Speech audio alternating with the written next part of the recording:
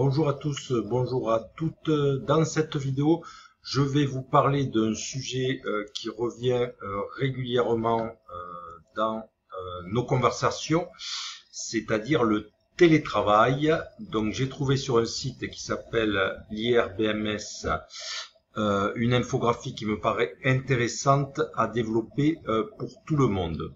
Donc suite à ce sacré Covid-19, nous avons passé lors du confinement un certain temps à travailler à la maison en télétravail et la plupart du temps devant le poste informatique, ce qui n'était pas prévu puisque notre domicile n'est pas un lieu de travail.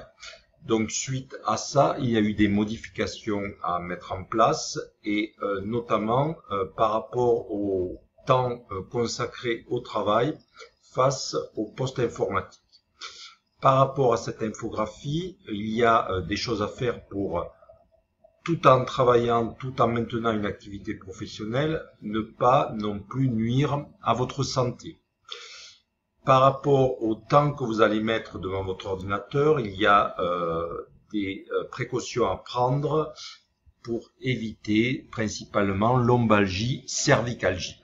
Je lisais pas plus tard qu'hier une revue scientifique dans laquelle il est absolument pas prouvé, donc pas corrélé, le fait de rester 4-5 heures par jour à faire des textos ou à regarder des vidéos sur votre téléphone.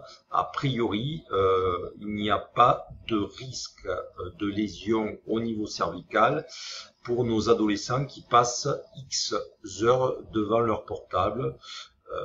La dernière revue de littérature fait état qu'il n'existe aucune corrélation entre le temps passé sur le portable et des risques de problèmes cervicaux. Pour en revenir à notre thématique sur le télétravail, je pense pouvoir vous donner des conseils qui me paraissent judicieux. Le premier, eh bien, recherchez, comme vous les voyez sur les images, des positions et des étirements qui sont en opposition avec celles que vous avez quand vous faites de l'ordinateur, quand vous travaillez sur le poste informatique. Donc l'idéal étant de vous mettre le plus souvent en extension, c'est-à-dire au lieu de vous enrouler devant, plutôt mettez-vous en extension et allez au maximum vers l'arrière justement pour essayer d'équilibrer ce temps passé dans une position qui est plutôt arrondie.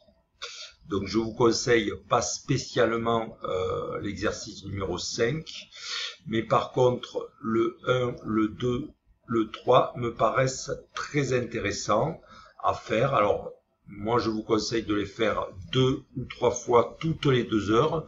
Déjà je serai très satisfait si vous faites ça. Après si vous les faites plus régulièrement, c'est encore mieux. Par rapport à l'exercice 4, moi je vous propose plutôt d'aller marcher un petit peu que de faire ces exercices-là.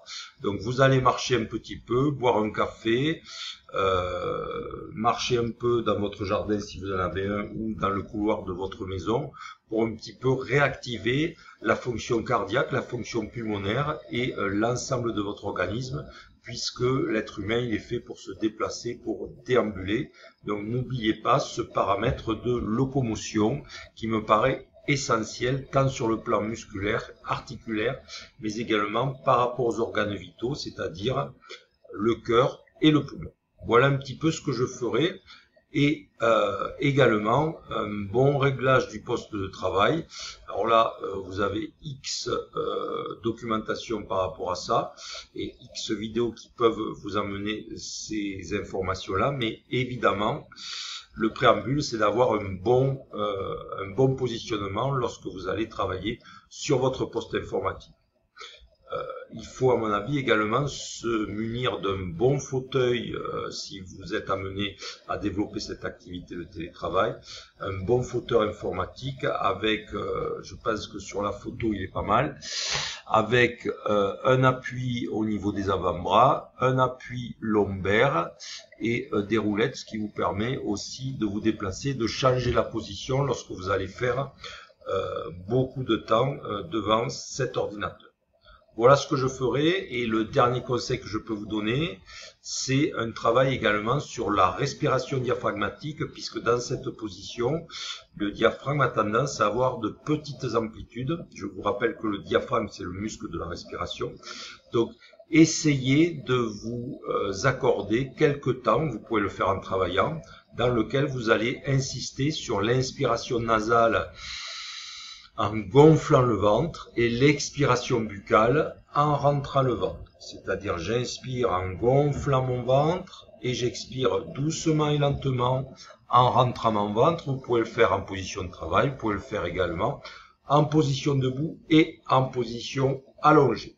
Dernier petit conseil, n'oubliez pas de vous hydrater régulièrement et donc je vous souhaite un bon télétravail et surtout une bonne santé.